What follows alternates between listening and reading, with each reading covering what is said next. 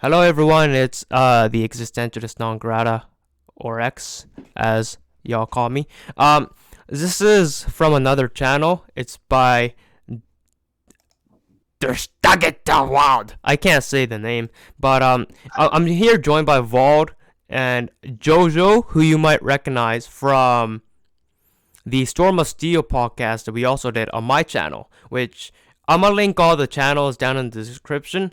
And then there's CSD, which he's been with me for some. No, he's gonna be with me for the Man and Technics channel, so that's great.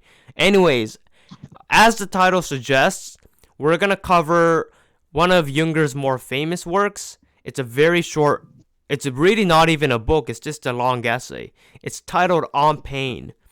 Published in 1934, we're gonna break it down and we're gonna cover some of the key elements of the book, discuss it, all that, and then we're gonna finally extrapolate it into the modern day society so that we can, talk about any resemblance that the book has to contemporary societies. But before we get to that, I'm gonna let everyone introduce themselves. Uh, Everyone here, all four of us in the conversation, we all create content, so it's a great opportunity to introduce ourselves. I myself already told you, I just have my YouTube channel on the Existentialist Non Grata. I'll just put the link in the description below. I mostly did a bunch of videos on Jünger and Mishima. I'm kind of branching out to other topics right now, and yeah, you'll expect to see me more on other people's channels a lot, just because I'm branching out and networking. But yeah, I'll let Vald introduce himself, what he does, what kind of works he's into, what he's working on, what platforms he has. This is after all his channel, but he's asked me to runs this episode at least. So yeah, Vald, introduce yourself. All right. I'm Vald. I'm an independent publisher and researcher. I have a few websites and a Telegram channel, this YouTube channel. Uh, Planning to do an edition of On Pain for this week. Hopefully, it'll be finished. And other than that, just trying to get into this book club and get better at discussing things. Great, great, great. Yeah. So, for those of you might not know, if you like the content I did on Jünger, just take with the content I did on Jünger, make it 10 times smarter, and then you get Vald basically.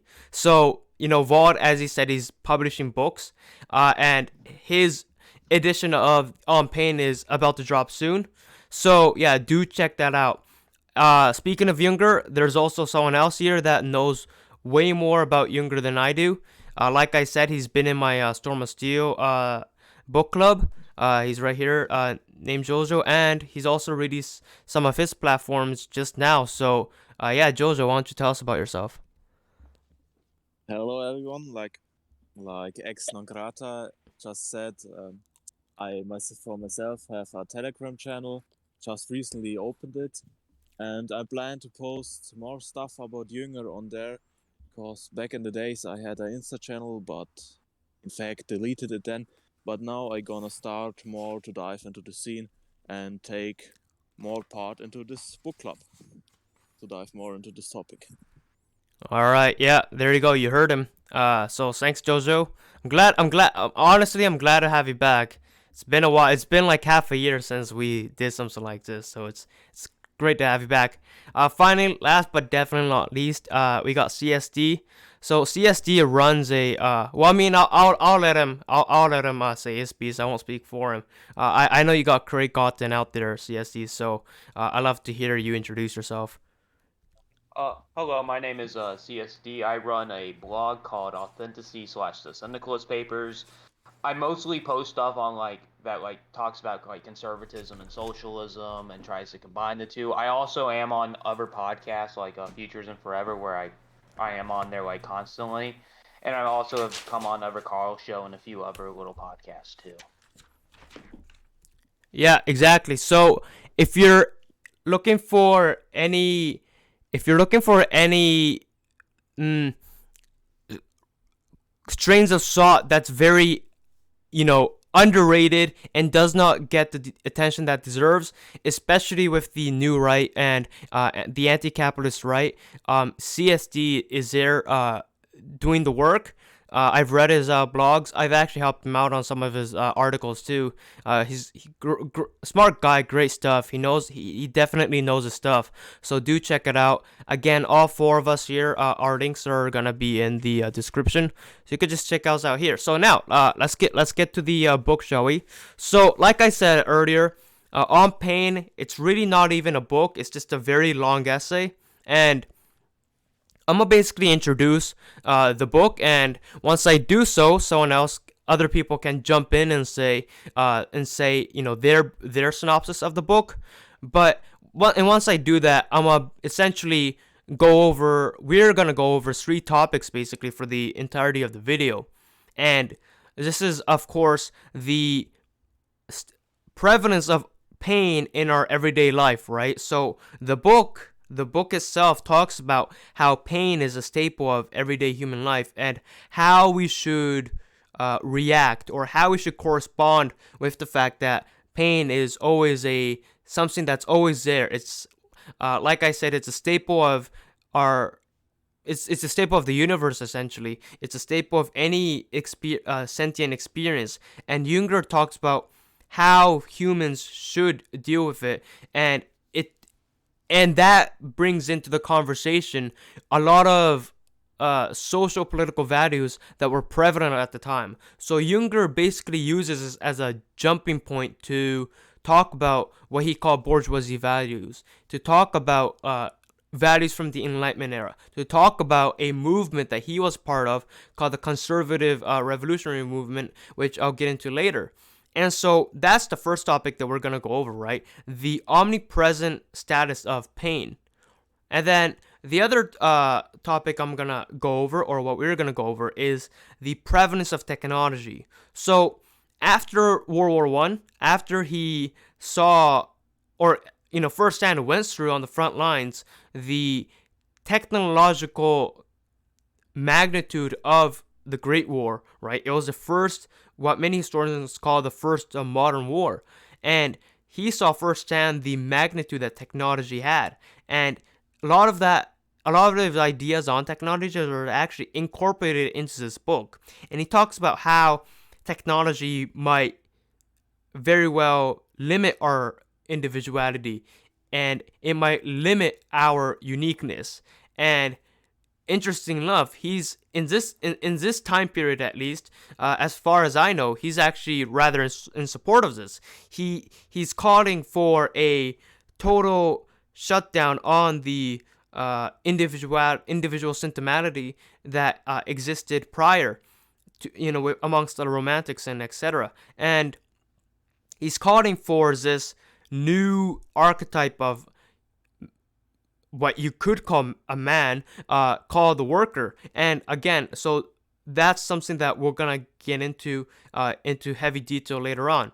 And then finally, we're gonna take those two topics, right? So the pain as a staple of the universe and the technological impacts on modern life, and we're gonna take that into contemporary society. We're gonna say, how does on pain stand up to today, to today's world, to the 21st century environment that we live in. So yeah, that's the basic agenda of the podcast.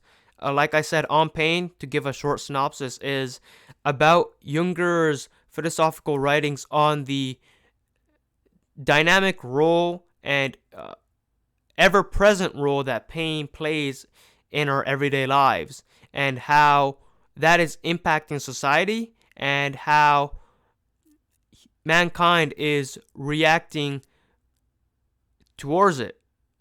That's the gist of the book. What do you guys have to say? Did I miss anything on the introduction there? I know you guys have way more knowledge on Jünger than I do, so if there was anything on the synopsis that I missed, I would love to hear it, and then we can get the discussion rolling. If not, we can go to the first topic. No, you didn't really miss much. The only thing I would add is that Jünger also critiques the idea that we're going to some utopia. So he critiques like many of the the ideas of like progress in this in on pain, like particularly Edward Bellamy, who he mentions. He's like, we're not going to reach this like socialist utopia where there's no crime and all this by 2000. But that's all I would like to add. Yeah, yeah. So that's a great point. So when a lot of the insights that Jünger had on the role of technology, it contrasted a lot of the other currents of the time, because a lot of people are saying, you know what, with more technology, it can help us, right? It can help us alleviate our day-to-day lives. It can make our lives more convenient. It can make our lives more pleasant. It can make our lives more safer, more secure, more whatever, whatever, whatever. And Junger saying, no, that's not going to happen. In fact, he was actually rooting for the opposite, which I just mentioned 5 minutes ago. But yeah, this whole notion of technology making our lives more pleasant, and more importantly, the advocacy to make our lives more secure and pain free through technology, is a huge critique on the book, really, because Junger is saying we cannot use technology as a means to make our lives insulated from pain. It's something that we have to uh, steadfastly encounter perpetually and become resolute in the midst of pain. That's where Jünger was going at. And that kind of sentiment, again, not very common, not the most common at the time, but you do see a very popular, like a very pop culture examples of this in the more mainstream circles, like in Brave New World, right? Huxley definitely talked about that. So yeah, great point, CSD. What about Jojo and Vald? Anything that you would like to cover? Yeah, I think that's a good way to get into it. Really, there's a transition between the bourgeois world and what we experienced in the 20th century, or what other people experienced. We didn't live through that, but World War One is really the end of the bourgeois world. It's the end of nationalism. It's this huge catastrophe that just ended all of bourgeois values. So I think when you have the experience of war and Storm of Steel, is that's what Junger is most well known for. I think it's interesting to consider how you get from this striving for war and striving for adventure, and then you get this almost pessimism of seeing the painful world and the end of everything you've strived for. And the question really is, it's not so much pain as physical experience, or pain as what people suffered in the trenches. It's more like, it's almost like what his brother experienced in nearly dying. It's this pain that's from a hidden world. And the question of the 20th century is really the question of World War One, right?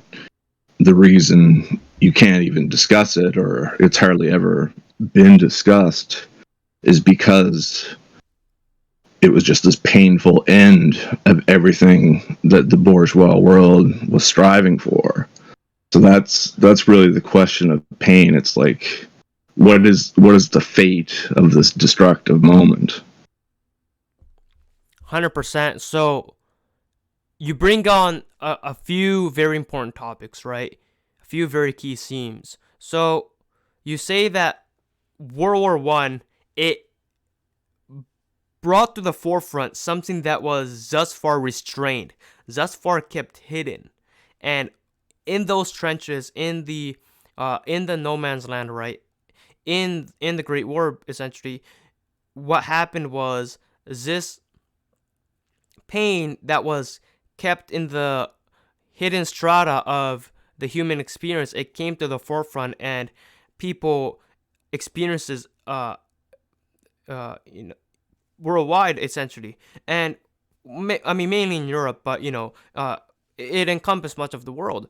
And what you said there that I think was very important is not only did the soldiers experience pain on a personal level, but there was a worldly shift in the zeitgeist, if you want to use that word. You said, it's the end of a lot of things as we know it. It's the beginning of these other problems. But you mentioned one key word a lot of the times. It's the end of the bourgeoisie values. It's the end of the bourgeoisie world. What does that mean? Can you break that down? Can you break down what that exactly means? Because I think knowing what that is and would help us understand more about the book, because like you said, On Pain is a book that talks about that transition point from the so-called bourgeoisie world to the total mobilized world that Jünger found himself in. So what it is that ended there? When you say the bourgeoisie values, bourgeoisie world ended, what exactly ended there? So the question of the bourgeois world is discussed a lot in The Worker, and a lot of it has to do with this society of defense, or society without the state. It's a society that it's really against pain as we understand it, because what the bourgeois world, or the bourgeois individual, he is opposed to the absolute. That's really what the secular world is. It's an opposition to the absolute of the metaphysical, of the theological and mythical world. And Schmidt puts it in an interesting way, is that the secular world is really to make the profane into its own sacred form. And that's really what the bourgeoisie is doing. They make comfort and easy life into this replacement for the theological and dangerous world, and it's opposed to all pain and sense of death. So when you have an event like World War One, it was just this huge catastrophe of unending death, and death of the environment, and destroyed forests and destroyed towns, just sunk into the earth. Basically, it was just that bad. So it was something that you were forced to confront. It was a hidden aspect of the painful modern world that just came to the forefront and could no longer be refused or denied.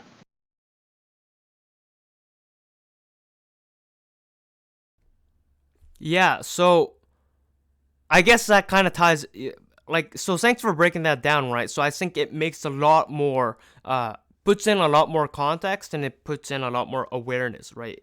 It makes everything more understandable, because now you are explaining that there was, and it's not clear cut, right? It's not like black and white, but there was to speak generally, there was that general trend of trying to make things more comfortable, right? It's almost like a process of insulation in the urban cities, right?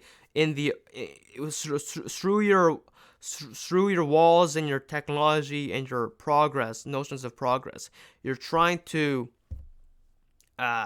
insulate yourself from it. And once we get to the third topic, we might come back to that, right? The whole desire to insulate yourself from pain.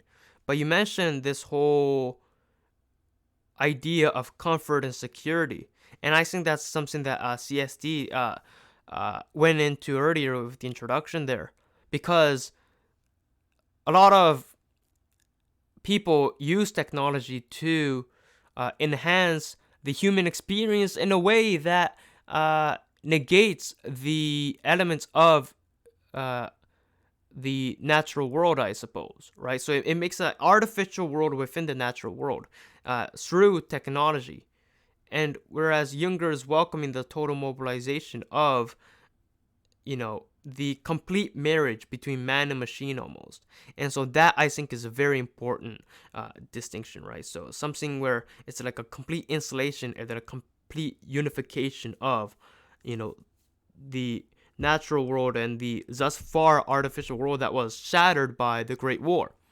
Okay, so yeah, that's boom. That's great. So then, going into talk more about pain specifically, right?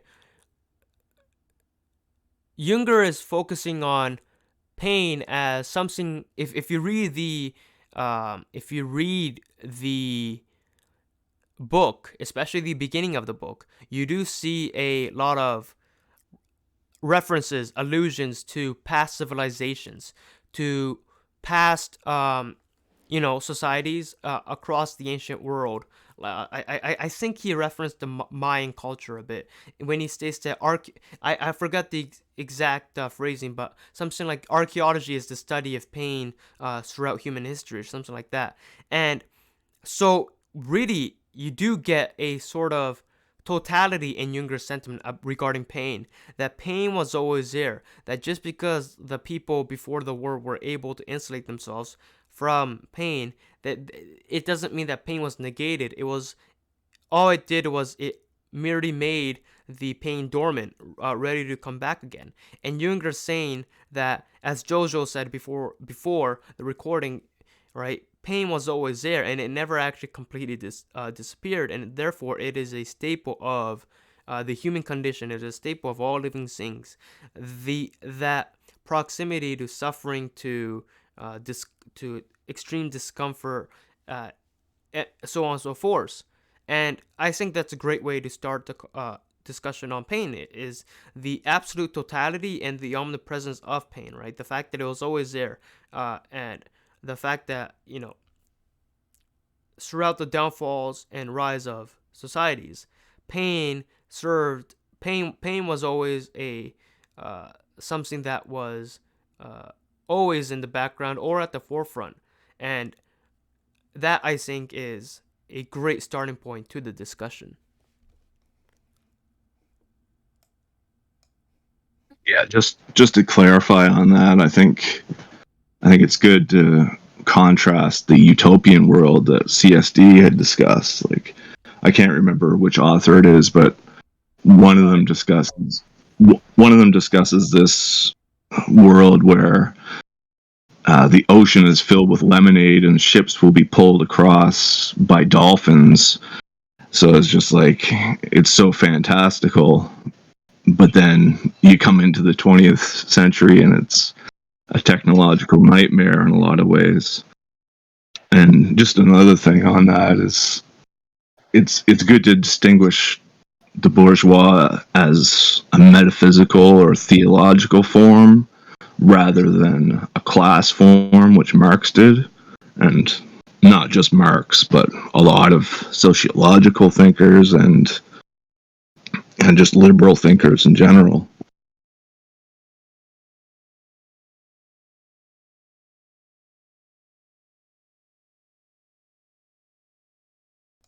Like the fact that the bourgeoisie isn't only like a social class or a concept like that already lies in the meaning of the word, because when we use bourgeoisie, many people think of our middle class or of the industry. But when you look actually at the meaning of bourgeoisie in French, it means all of the people, like even a poor farmer could be a bourgeois. And so that also like says that that hasn't to be something with class, but more like of a mindset, like of a metaphysical state. So that is already found in the meaning of this word, and Marx was kind of retarded, to be honest, to use the word bourgeoisie just for a rich upper class, because in the origin of the word it just doesn't mean it. That's a good point. Yeah. So what I'm getting at is that the bourgeoisie was more of a state of being almost, right, rather than a specific strata of society. And we'll talk about the strata societies more, but CSD, sorry, I thought you were finished because you kind of cut out for a bit, but I'll let you finish. Oh no, I just said it was a good point. That's all I said. Oh, okay, all right. So my first intuition was uh, correct. Okay, so yeah, so you have this state of being that, or metaphysical classification that's not based on class, but more so on like in terms as like Vald and Jojo said, right? And it's kind of uh, it's a certain it's characterized by a certain way of life, I suppose, right? It's a bit more metaphysical, I guess. It's not tangible to how much money you have or whatever. And something like and so that kind of attitude is what Jünger is talking about, because if you read a lot of and you can find this in a lot of his works, even in his latest works, right? When he because after World War II, when he was after he did all the psychedelics, right, he was a lot more chilled out in his writing. He was a bit more like calm, like calm old man kind of vibe. Uh, and even then, he was still talking, critiquing, right, criticizing this bourgeoisie sentiment. And this bourgeoisie sentiment essentially is a lot of it is he wasn't the only one, right? So Wald already mentioned, like Schmidt and et cetera, et cetera. And a lot of it has, and I think CSD is very much a fan of this topic of interest. A lot of these thinkers, especially after the war, especially in Germany, most prominent in Germany, they were actually part of some kind of phenomenon called the conservative revolution. And speaking of this bourgeoisie sentiment, right? These conservative revolutions, they did tend to uh, react negatively to the uh, sentimentality, to the what they perceived as softness, to the desire to insulate oneself from the elements of life. And what the conservative revolutionaries were going for is that kind of um, gritty, robust approach to life. So why won't we talk about that for a bit, right? So we know what was broken down. We know what kind of order was broken down. The state of the bourgeoisie, etc., etc. These conservative revolutionaries, what were they trying to do, right? How were they approaching pain? Because Jünger, and I think all of us can agree on this, Jünger was saying, what, bourgeoisie or not, pain was still a constant in life. And so how were the conservative revolutionaries going about this? How are they approaching it? I'm just trying to think how I'm going to word this. Um, we first have to understand that the conservative revolution is not this homogenous group. There's numerous different there's three major factions: the Volkish, the Young Conservatives, and the National Revolutionaries. Junger was part of the third group.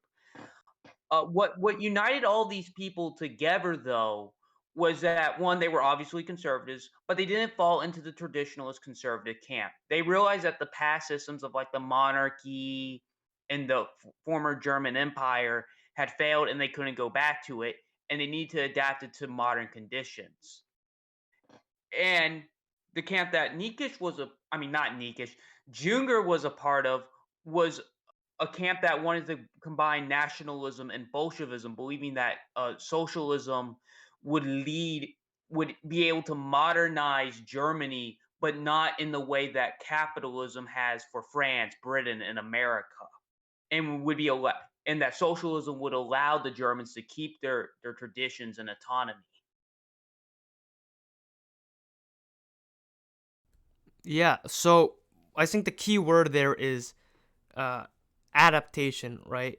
it wasn't a it wasn't a preservation. It was a specific application of certain uh ways of life, I guess, right? So it wasn't a we have to keep it this way. We have to preserve it in its state. It was more of a we have to take these values and we have to adapt it to the modern life. And that I think brings on a very excellent uh, discussion because, well, if you are required to adapt something to the modern life, that would imply that the modern life has transformed. It has been through some changes that Walt mentioned earlier, right? And Jünger, uh, one thing you have to know about the book on pain is that a lot of the times the topic of pain is really a backdrop to the changing climate of the times, the changing social climate of the times. And so it was really the pretext for a lot of the technological polemics that Jünger would go on. So I think we should talk a bit about these technological changes, right? We have to talk about the type of world that Jünger's trying to adapt to. What it is about this world that Jünger's saying, you know what, we have to adapt to it. We have to take on this National Bolshevik attitude. What is it about this world that's changing? What changes were being made? I was just going to say something on conservative revolution. Um, then it does sort of tie into technology as well, because when you look at the early writers on technology, they don't actually discuss technology as something in itself, like Tocqueville and Schmidt. They talk more of the force of creating a new world and neutralization. And I think he was one of the conservative revolutionaries, Ernst von Solomon. In one of his books, he discusses, like, after the war, there's this almost criminal element to the men who were in the war, and this revolutionary force. It's really all these soldiers who are almost in a criminal sense now having to fight in a nation that's occupied and it's basically borderless. Something he refers to as like fighting and searching out for a fight, but not knowing even where it's going to end up or where it might go. And to give away some of the story, I guess he's like one of these very strong, great men, but at the same time, he ends up in jail, and it really breaks him. And I think that in a way, it can be taken as a metaphor for what is happening for Germany itself. Like, it was an occupied nation, its borders taken away from it, but placed into this very constricted world, which was going to destroy it spiritually. So I think the conservative revolution, that's really what it was facing, was the death of Germany.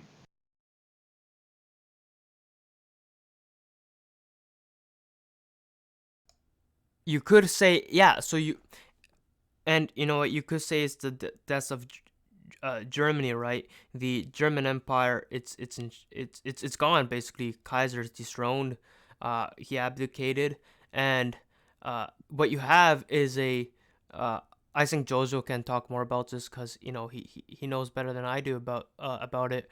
But what you essentially have is a republican system that's imposed upon it. So right, so not even the physical borders are imposed on it, but also, and you mentioned this too, Vald, but the spirit of it is imposed upon it. The metaphysical elements of the nation is dictated by abroad, essentially. Jojo, you want to say something? Yeah, especially because of this combination of like German nationalism and Bolshevism. Often when like normal people hear it, they think it's a completely new creation, like they wanted to combine the old with the new. But when you look at like Spengler and Strasser, some of you already might notice, they didn't think of them as if they were creating something new, but more like of reinventing something out. Because when you look at their works, they always state the socialism always has been a staple in German culture and in German Weltanschauung. Of course, it's had different structural differences in the times, but it always had the same character. So basically, the conservative revolution is more like of a rediscovery of the socialistic nature of the German spirit, or like Spengler said, true monarchism is socialist and true socialism is monarchist. So yeah, I hope you could understand it. That yeah, Yeah, I wouldn't consider Spengler or Strasser to be national Bolsheviks because their socialism was not influenced by Marx. But that does bring up another good point, which is what also the national Bolsheviks agreed on, like Nietzsche and Patel, that like socialism was a part of the German spirit. yeah, exactly. Like of course they have like the differences, but when you look at it, these are only like structural differences. Like the Bolshevists want a more Bolshevik state, of course, while like Spengler and Stress have different beliefs of socialism, but like the core Weltanschauung in all these beliefs is basically the same. They just manifest in different forms. Yeah, true, true.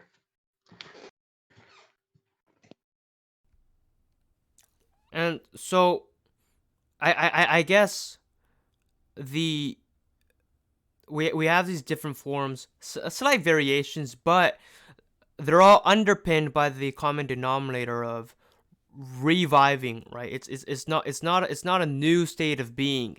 That wasn't the game plan that they had. It wasn't okay. In which new direction are we taking this country? No, it was re-establishing the country to begin with.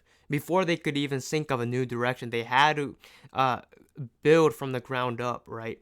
And of course, all of you mentioned very great points about the social, political context of the time, right? It was an utter chaos. I think, there very much, very heavy political divide, very polarized. I think even I don't know if it was Bavaria, but the communists actually managed to take over a very small section of Germany for a few days, several days. I heard, and at the same time you have uh, a lot of unrest because a lot of new parties rise up, Republicans on the one side, but then also people who wanted to go back to the Kaiser. So there was a great level of unrest in that ground level. But then there is also on the omnipresent level another type of phenomenon arriving on the horizon, and that was what Jünger called total mobilization, right? So there were these human elements of different political actors, human elements of uh, statesmen drawing borders, uh, putting Germany under the Versailles Treaty, right? A lot of human elements at play here, human calculations, etc., etc. But there was also, and Jünger fixated a lot on this, there was also this non-inhuman, cold, rational, technological uh, element that is coming to effect and make great changes. And I want to talk a bit about that changes, and I want to hear what you guys have to kind of say, like what these changes were essentially. And before I do, and I'll first start by saying you have to understand that these changes, as Vogue mentioned, they weren't, when I say technology, I'm not talking about physical, more tangible technology. I'm not talking about the wheel. I'm not talking about the radio. I'm not talking about the computer, right? I'm talking a bit more of a metaphysical technology when I say, in the metaphysical sense when I say technology. I'm talking about the element to mobilize. I'm talking about the characteristic to conform people through machines, right? So I'm not talking about specific tools, but I'm talking about phenomena associated with it, like automation, mobilization, uh, things of that nature. And so, what were these, changes that Jünger talked about? Because I think that's what the phenomenon of a pain was associated heavily with.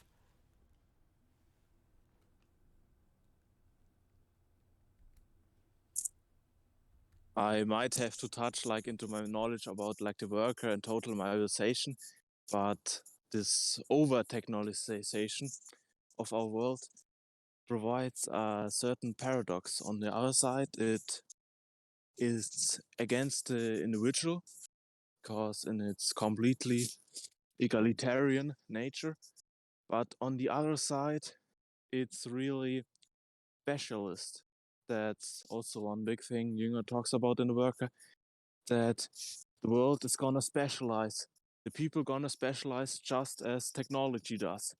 And that's a but when I think about it now, it doesn't even be a paradox because when you look at it, also this specialization is also uh, a movement of the time against individuality. Because when you are specialized, you are basically only based on this specialization. So you basically lose one part of your individuality. Sorry, I'm not a native speaker.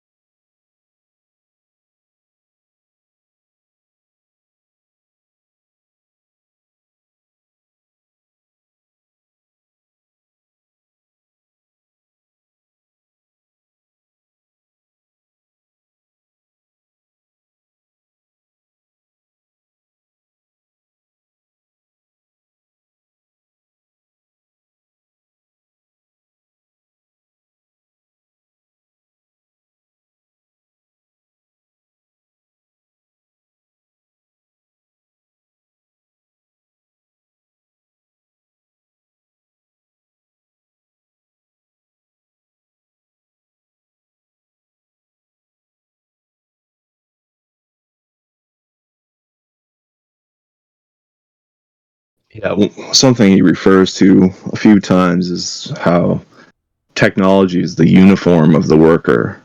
So it's not something itself that is an end, but it's being employed. Like it is the tool that creates this new man, this new worker. And even beyond that, there's the creation of a new species. Like Nietzsche refers to the last man, and in some way the worker is something even after the last man, and it's the beginning of this this new species which is completely disconnected from what humanity has been before. uh, both Jünger and Carl Schmitt refer to the closing of the continents, like one of the major events. One of the major events of the modern world is obviously the founding of the New World. And what they say is that the modern world will come to an end when there is an an event equal to that founding of the new world. So in a way, technology is like closing the gap of the oceans, which is a big reason for this discussion of titanic forces and technology which will become so massive and destructive, but at the same time start to disappear. There's I guess a magical element to it. Yeah, yeah. I want to get to that actually because you mentioned the important term there, Titans. Before I do, I just hit a technical error, not a big one. I realized that before Vol spoke, my mic was muted. So I'll just for the sake of the audience, you all know what I'm gonna say because I just said it to you. You guys heard me, but the audience couldn't hear. So before Jojo was basically responding to my question, which was no. I was responding to Jojo, which by saying yes, I understand perfectly what Jojo was saying. The dominance of technology has forced us to utilize more of our specialized skills, but the more of our day-to-day lives that we apply to these specialized skills, the less of an individual we become. Because our character, which is filled with our day-to-day activities, with the hobbies we have, with the friends we hang out, with the activities we do, with the books we read, with the etc. activities that we do, more and more of that is being relegated to our specialized skills to maintain the technological forces that are upon us, right? So because now we have so many devices around us, I'm using a microphone, I'm talking to a computer, I'm recording with a software, and so more and more of that, I am becoming a machine operator than a person. Because anybody can do what I'm doing, right? Anybody can, talk into a microphone and, set up the software as long as they have the skills. So an individual is only an individual in the modern day to the degree that they are have the ability to operate a machine almost. Yeah, I want to bring up the whole Titan aspect, but CSD, you want to talk? So what do you have to say, buddy? Yes, like what Yarl was saying, that like technology, we become more and more reliant on technology, and we lose a part of our individuality as well. But also with technology, we also have the centralization of power too. And sometimes it's like with the state, where the state becomes more centralized. Sometimes it's corporate monopolies. So at the same time, we're not only losing our individuality, we are also losing our autonomy, where we become more subservient to these institutions as well, due to these institutions being able to produce things quicker, being able to outcompete smaller, more autonomous institutions. So we also lose our autonomy in many ways too with technology.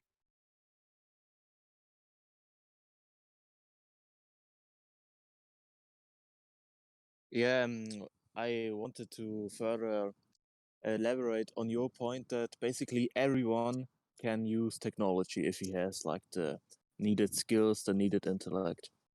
And that's also an aspect of technology that is in direct conflict with like the elitist or aristocratic Weltanschauung of the conservative revolution, because when you look at it, this whole thing of everyone can use it is a highly democratic aspect. Like technology in itself is of democratic nature, and that's also like, I don't know if the thinkers of conservative revolution really wrote about it, but it might be something that went on subconsciously, and that's why they oppose it, because it has like this undeniable democratic nature.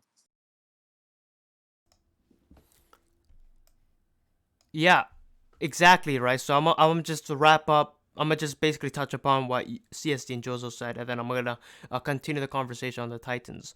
So yeah, the democratic aspect is extremely important, right? So I think on my Oymasville podcast, which again you can see on my channel, um, one of the members who will be who will hopefully be there on the Man and Technics podcast book club that I'm doing soon. Anyways, what he said was, and it's very similar to what you said, Jozo. Technology has a leveling effect, right? It has a great equalizing effect. And what I wrote there, right? I was listening to that recording. I'm taking notes, and this was something that Jünger talked about a lot, right? Because it equalizes all social classes if everyone has that equal access to it. And so it kind of offers a common denominator, right? A common denominating context that people live by, right? So let's use examples, right? So as technology becomes more accessible, the poor and rich, right, who have been divided by their economic status, they must use the same network now, right? They must use the same phone companies, and they must post on the same social media platforms, right? This is something that CSD said, right? This, if there's a centralization of power, then we have to use that. We have to orbit around it, right?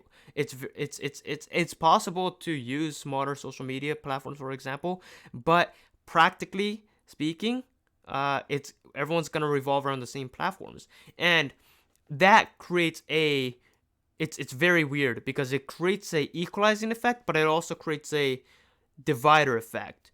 So now it's like technology has leveled so many of the substratas, and then it has created left a divide on the main stratas almost. It's very complicated what I'm trying to explain, but essentially it's back then it was aristocrat, it was peasant, it was knight, things like that. But now it's you have a phone or you don't have a phone, and then therein lies the divide. Anyways, yeah, that's what I was gonna say. Jojo. Yeah, this was a very good point, I think. But and not but another parallel between democracy and technology is that both of them are basically illusions, because on the side of democracy, I think we all can agree on it, that really democracy, how the liberals talk about it, isn't really a thing. Democracy is basically doomed to evolve into some kind of shadow oligarchy, because the people in itself is just influenced by a certain elite, which elite that may ever be. And now we come to the illusion of technology, because technology gives to the common man the illusion of power. That is the power to the to avert pain, to give him some sense of power that lies in his technology skills. But when you look at it, when you strip it away from him, there's no such power. This power that technology gives him is completely arbitrary. And that's one thing, like both democracy and technology play into some kind of ego, but don't really do much in really altering the personality, but just pretending it. It's like a really bourgeoisie thing to do, I would say. Yeah, I mean, that goes back to the whole progressing, right? With technology, we can progress, we can evolve as a species because we can apply it to our own progressive ends almost. I think that's where you're going with it, and a lot of the whole thing actually, you mentioned it, right? A lot of the I because when you say oligarchy, right? I think see because Vald, help me out here because you know much more about this than I do. When Jünger says Titans, does he mean the oligarchy, or does he mean, or is Titans a just the very is it a current? Is it a metaphysical current of society, or is it a bit more tangible? Because I used to think that technology was the Titan, and then you and Jünger himself in documentaries and interviews have pointed out that no, the Titans use technology as a means to an end. It's a uniform. It's a something that's applied. So what exactly is meant by Titans here? Yeah, it's one of the harder questions for sure. One of the myths he refers to mainly, I think it was a name of one of the journals for a while, was Antaeus. or Antaeus. I'm not sure how to pronounce it actually, but he's a giant. He's not actually a Titan. He's one of the giants, and there's a bit of an important difference between them. But it's a really good image because Antaeus he's a wrestler. Like, he's this gigantic wrestler who wanders the world, and anything he comes across, he will fight them. Just anything. And as long as he has contact with the earth, he cannot lose. So one of the heroic myths is of Heracles, and he learns that the only way that he can defeat Antaeus is if he lifts them off the ground, is able to remove his contact from the earth. And what Jünger tells us about technology, he uses a very similar metaphor where there's this giant wheel that's being pulled across the earth, and the worker, he has to maintain contact at all times with the earth so that wheel is able to go across any territory. So this is why there's a leveling effect, and why all the workers are at the lowest level. There's this just misery and poverty to it, but at the same time it's a paradox because there's an incredible power to it. And this is really central to the idea of total mobilization too, because there's a bit of a contradiction or paradox in it as well, in that he seems to discuss two types of total mobilization. One is more metaphysical, and it's the creation of this form of the worker and this new dominion of man. It's more of a heroic understanding, but it's often taken as the more materialistic aspect of technology.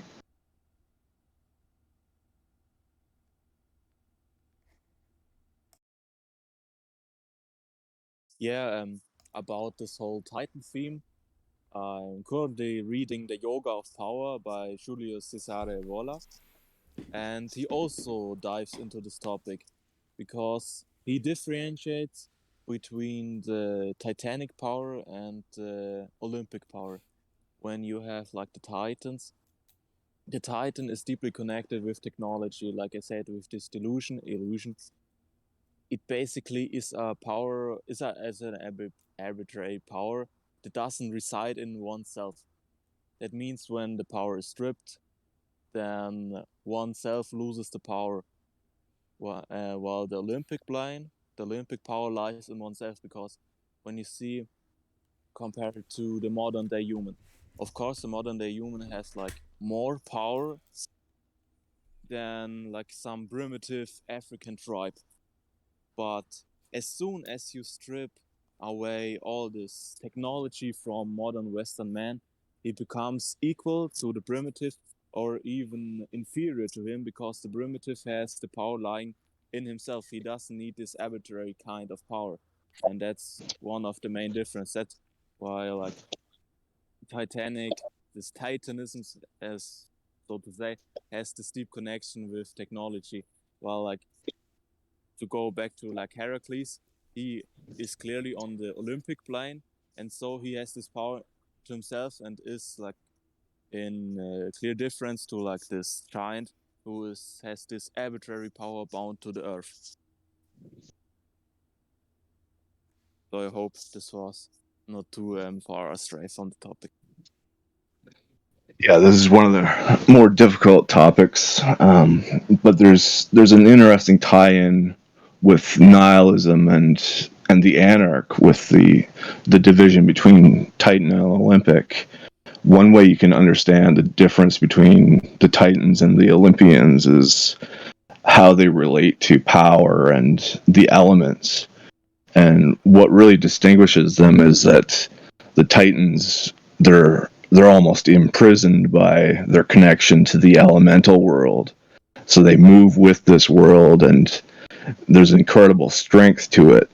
but it's almost willless in where they're headed. This is part of the destructive power, is like they launch forward from the forest or from the ocean, and they're moving those elements with them. It's a completely destructive force, whereas the Olympians, they're able to separate themselves.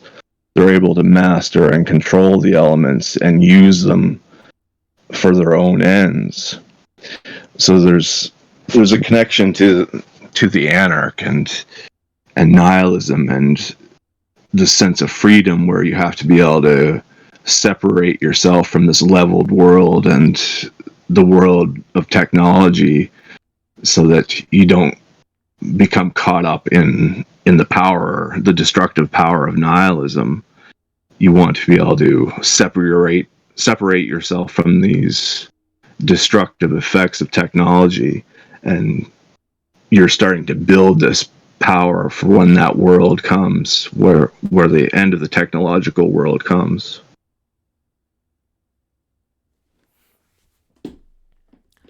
Right. So yeah, all very good points, right? I won't comment on much, cause I mean, like you've said repeatedly, it is a very hard topic to understand. I do get the gist of total mobilization. I I'm confident that much, but the exact details I'm not too sure on. But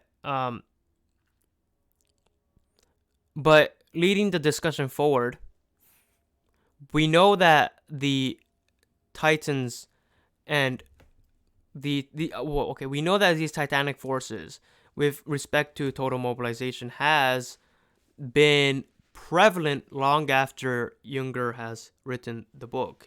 Because Jünger's book, it was almost a prophecy, just as it was a diagnosis of the current times. It was this is where we're going, right? And the topic that I want to get into is, did we go there, or are we going there, right? Is the past that Jünger has laid out, this concept of the worker, which I agree is it is sort of like a butchered Ubermensch almost, right? It's not, I'm sorry, not a butchered Ubermensch, the opposite. It is a mechanical last man almost, because the last man is kind of like the bastard child of this bourgeoisie system, right? It is the completely directionless, uncreative, completely insulated person that has failed to become who they are because they are so insulated. And then you apply this to a mechanical program. You apply this to a mechanical direction, and I think that's a great way to simplify. That's a great simplification of the worker, right? It is someone that is that blindly is it's a blind strata of society that works and works and works. It toils and toils and toils, without much without that creative impulse, right? It is a machine essentially, and are we going there, right? Is that kind of society either now or in the near future? What is the forecast like with regards to what Jünger said?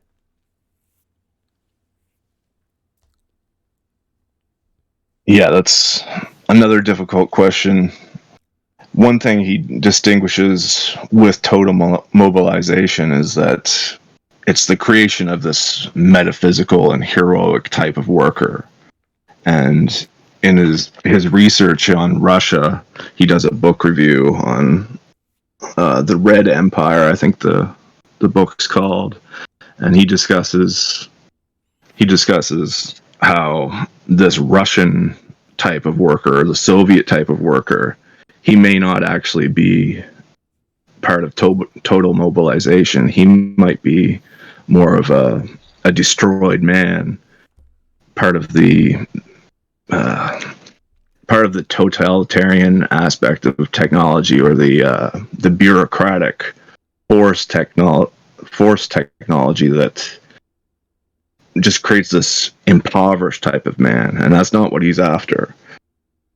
And now it's really hard to describe our society because partly we have this impoverished type of man, but at the same time it's almost as if the bourgeois world has come back, and there's that element of simple life again, even though we have more technology than ever. And you have someone like Elon Musk, or what's the guy's name that runs Amazon.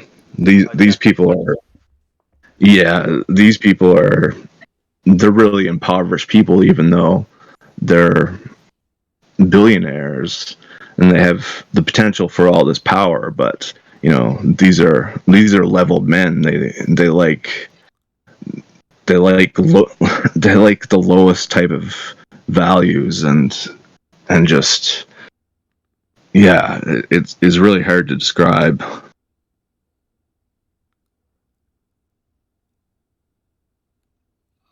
Are you are you classifying their lowliness on the metaphysical archetype that they embody? I think just in terms of the way they live, and there's just a general there's just a general poverty to things, like even the way that they dress themselves or the way they act. Even though they have all this power and money, supposedly, they are they aren't that much different than the person that you'd meet at your local Walmart. They're very low value. They like hedonistic things, and people often talk about the elites, but we really don't have any elites. It is this worker type of society, even though it has this image of easy life and just getting by. So would you say that's a paradoxical prevalence then? Because is this easy getting by? Because it's like a paradoxical mishmash of the easy getting by, which Jünger, he didn't proclaim dead after the Great War, but he said, we ought to move past it. It's kind of resurrected itself, all the while being mixed in with the amount of technology that we have, the amount of, and with all the alienation and impacts that it has that we've mentioned before, equalization, leveling effects, things like that. And so there is that sort of paradox that makes sense, even though on the surface it's like, well, it's a paradox, it's a contradictory, and to add a tertiary value, to add a third factor in, right? There's also the aspect to pain, right? We're using that technology to try to alleviate our pain, and it's very weird because it's beyond just technology now. Well, it's beyond the realm of machines, really. It's how we identify, it's how we refer to ourselves. It's a fixation on, how, the pronouns we use, or very you know something these things, they are very, it might seem to be very divorced from technology, right? Something like pronouns, for example, and yet at the same time you could very much see it as a extension of the mindset that comes with such reliance on technology, and the resolute willingness, the stubborn willingness to use technology for our comfort and leisure, right? I think it's that mindset that's at play here. And of course, the big elephant in the room, of course, is, the big topic is AI slash transhumanism, right? We're trying to use that to enhance the human experience, and by enhance the human experience, it's ready to negate the human experience from that which we find discomforting. And that, I think, is a very it's a pass that is very, I don't want to say dangerous, but it's a very unpredictable pass. We don't know where we're going with it if we are to negate that which we deem uh you know undesirable, because what kind of human nature would evolve from that kind of technological impact. We already have that, right? We already have the, you know, I mean, we're just the incremental conveniences taken, especially with food deliveries, like the grocery store, for example, right? That's something very, it's just so common in our day-to-day lives that we don't think about how it's a very drastic step from finding the food for yourself, but now you are relegating it to a middleman, because it's considered undesirable to do the work for yourself, and in some ways it is. Right now, you're relegating it to someone that grows the food, someone that delivers the food, that stores the food in the store, and then you buy the food using money that you work for someone else, who probably works for someone else, and so it's just really mishmash and depersonalized system going on here. And I think this depersonalization does cause some degree of alienation. It does cause some degree of depression, maybe, because you know that your life is no longer in your hands. It is more and more dependent on other people, who in turn are more and more dependent on technology.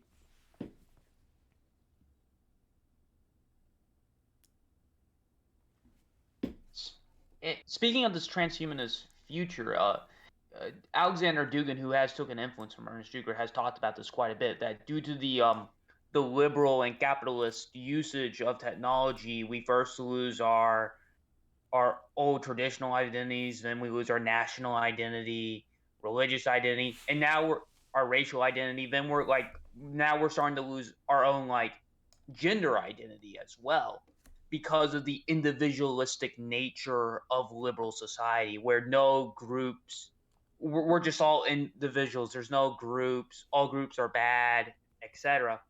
And the last thing you brought up, X, which like you talked about the pain of being reliant on others, correct?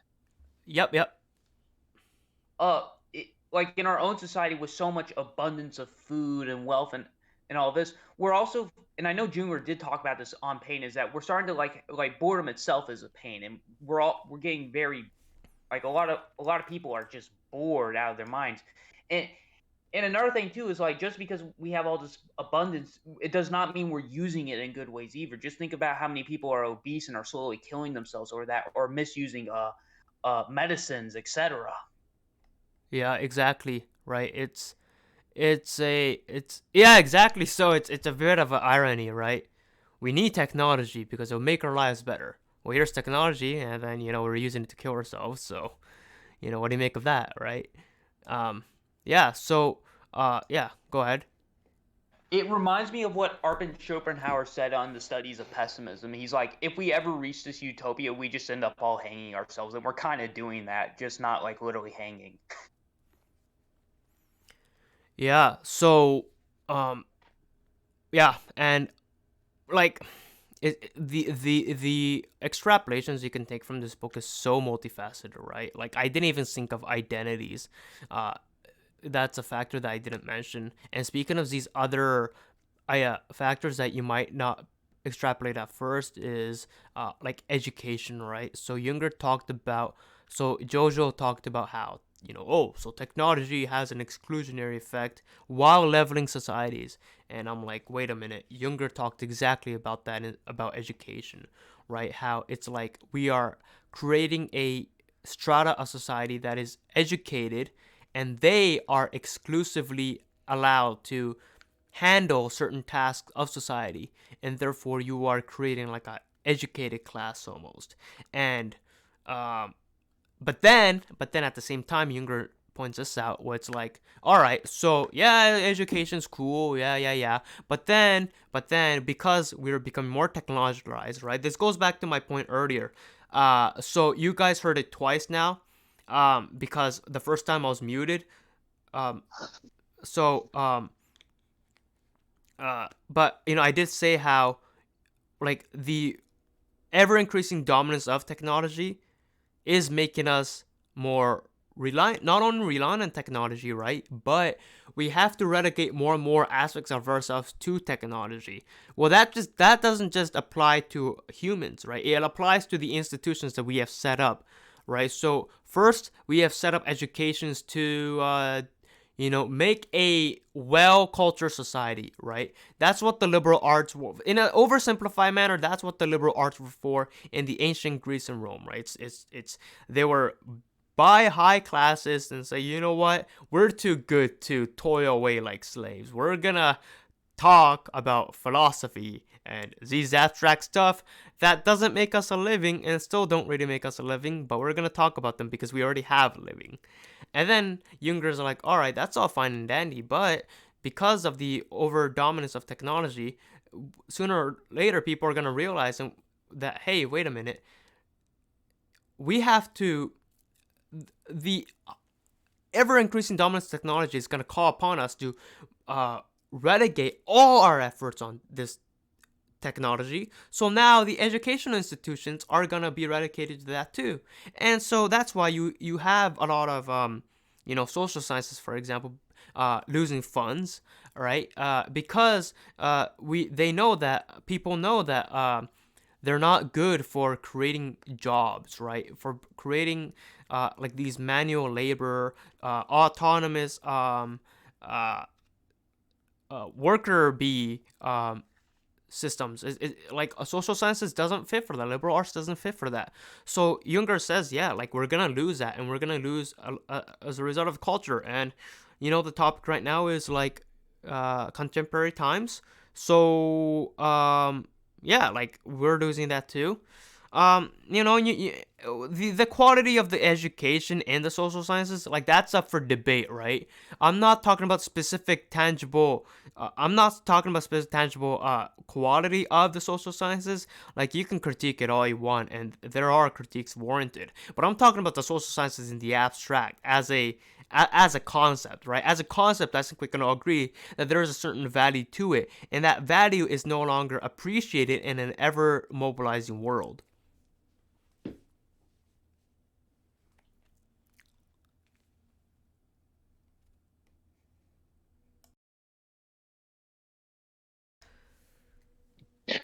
Yeah, if we move on to the topic of education, something his brother refers to as the education being taken over by the technician, and it becomes more of a training ground for technology and science, and we lose that old type of education.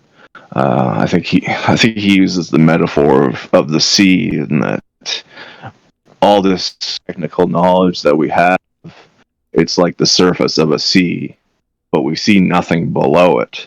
And that's really what happens with the leveling of education and the technological type of education. Is there's an incredible amount of information, but there's hardly any depth at all to it. It's an impoverished type of education.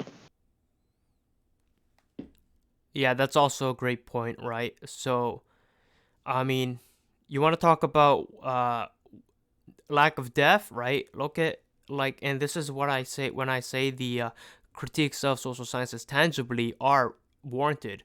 So a lot of people are over specializing, I think, right? And look, cross examining different fields, I think is great.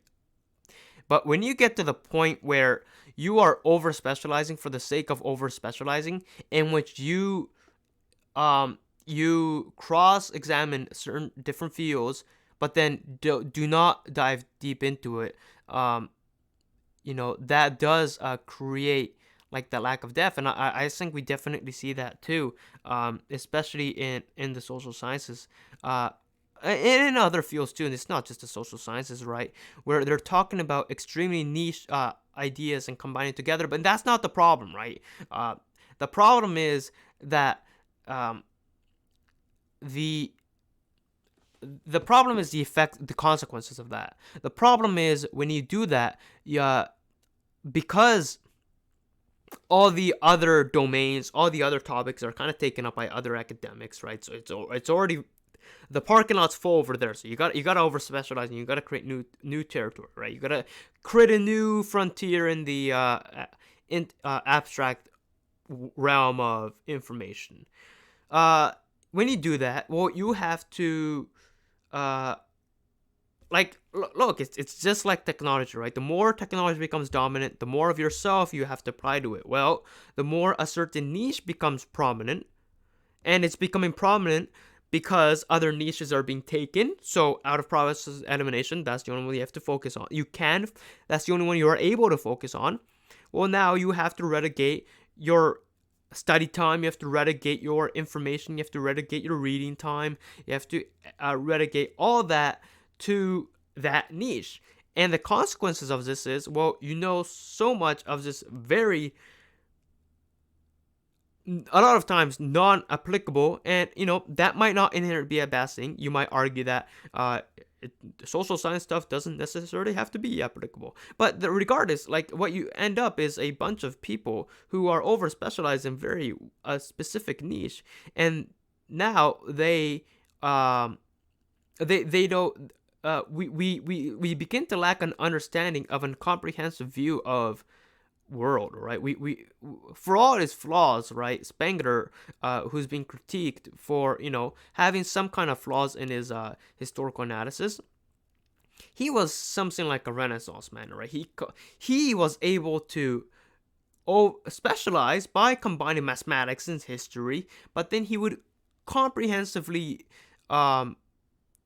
envelop the history of techniques, the history of civilizations, and he would really like bring it all together. But we don't have that anymore, right? We have a very specific specialist who cannot tell us anything about the world as a whole, and that does have its consequences when we consider that that a lot of the intellectuals today I don't want to say they're being wasted, but they're not utilizing their potential because that potential is being taken away by the emergence of other specialization. If I'm making sense here.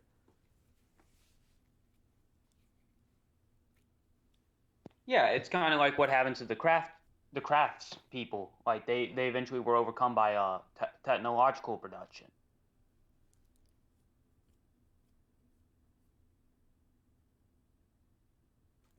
Yeah, I mean more or less, right? I think you're talking about the trades. We call them trades up here.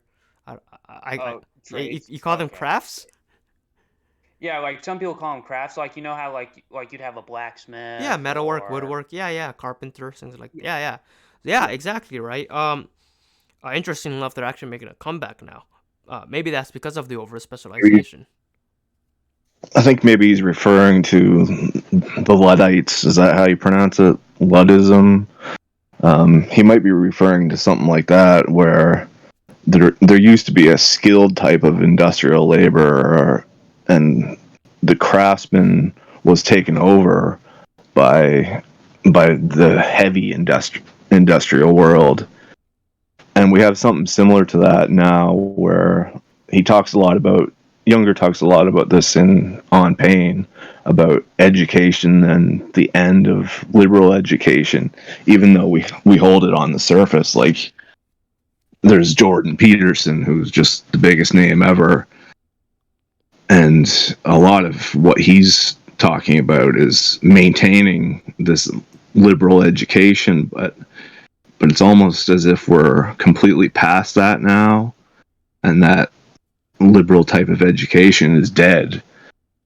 But at the same time, they're holding on to this dead type of education, and you see the level of what is discussed. It's generally at a very low level for what used to be called scholarship and a high education. we've sunken very low in terms of what is discussed and the depth of ideas that are discussed, and most of it is this technical application of things. That's part of self-help. You're basically psychologizing yourself and self-regulating. I think you might have used the term relegate, but that's an important thing. Is a lot of our education now is all down to this timing, and you have to be doing this at a certain time. You have to be on a schedule to learn all these tasks that you have to do, but that's not really what education is supposed to be.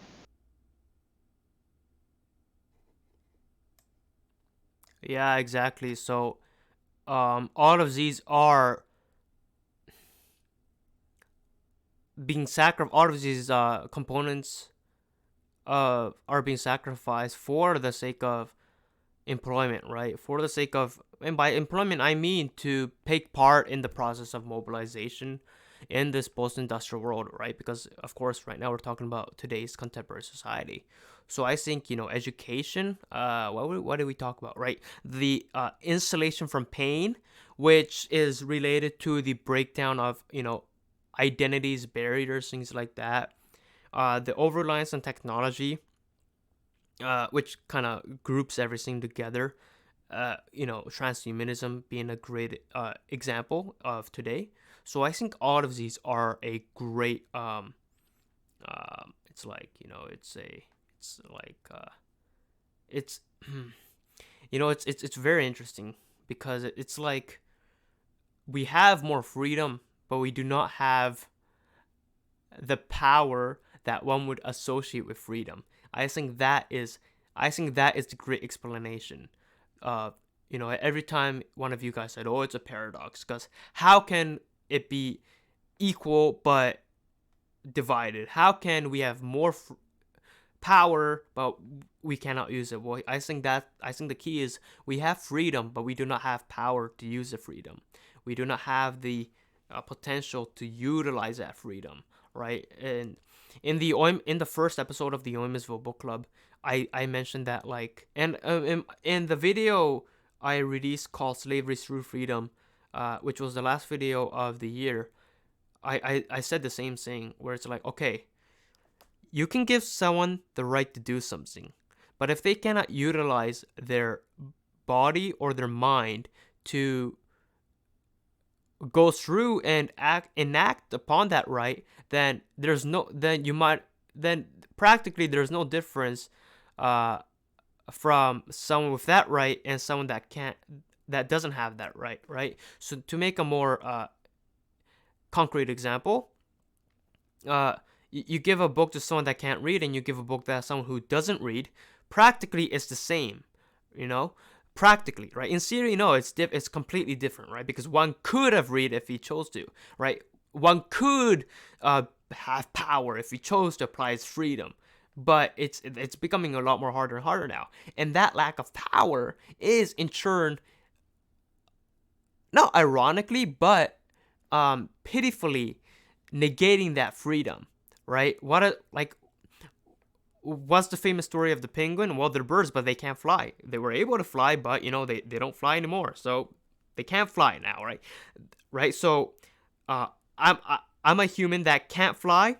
Penguins were once a bird that wouldn't fly, and now neither of us can fly. That's the same thing with technology going on here, right? We have the freedom, we don't have the power, so because of that lack of power, we're losing the freedom. And that, I think, right, that I think is a great denominator, right? To wrap it all together, right? Okay, so yeah, technology is like doing this and that. Yeah, education, this is happening. Yeah, our identities, this and that. But at the end of the day, it like our power is diminishing because of this over over outsourcing, over reliance, so on and so forth. What's up, Jojo? Also to get onto the penguin comparison, because we just talked a while ago about the specialification that technology brings with it. And when you look at it from a certain angle, it's basically the same with the penguin. The penguin specialized very heavily and lost a sense of freedom for him. He can't fly anymore. So basically, he's a little metaphor for the modern man who specializes and loses his freedom and individuality with it. Yeah, exactly. It's funny enough. It took me a second to realize that you're talking about the actual penguin that I was talking about. For I don't know, my brain glitched, and I thought you're talking about like the publication company, and I saw, oh, you're talking about like the publication, like the on pain edition published by them. If there was one, I don't know if they published one, but yeah, no, but yes. On a back to the topic, yes, exactly. That's what I was saying. Yeah, it's been 90 minutes. Do we want to wrap this up? Um, what do you guys, any last thoughts? Good to call it a day. Good to continue. Good to call it a day. I got nothing else to say. All right. What about you, Vold? I was just going to say something in regards to the animals and penguins. I think you might be able to differentiate that a bit. There's something in Junger's thought that's really against the idea of evolution. I know it's might be too much to get into at the time, but potentially another time we could discuss that. But what he believes in is more metamorphosis and morphology rather than evolution. So the penguin, I think, if you look at old types of the philosophy of animals, they wouldn't even really be classified along with other birds. They would be, I guess, they'd almost be classified as swimmers and something of the ocean rather than what they evolved from or their specific characteristics. Yeah. I mean, also true. And I mean, I guess the point is, right? You're gonna lose what you don't apply eventually, right? Even if you have something, you're gonna lose it if you don't apply it.